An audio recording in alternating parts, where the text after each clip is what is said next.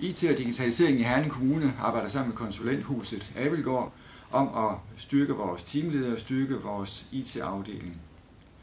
Vi ønsker to ting med det her. Dels så ønsker vi at få vores IT-afdeling gjort bedre til at opnå vores mål og strategier, og på den anden side så vil vi også gerne styrke vores teamleders ledelsesmæssige kompetencer, så de bliver bedre til at udfylde deres lederrolle i deres teams. Så det betyder helt konkret, så har Abildgaard været med på de arrangementer, hvor vi mødes i fællesskab.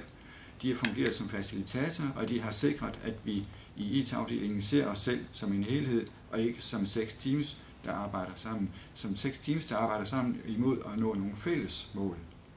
Og de fælles mål, det er afgørende for os, at vi arbejder sammen i den retning. Den anden del, det andet ben, som vi arbejder på, det er, at den enkelte teamleder bliver ledelsesmæssigt bedre.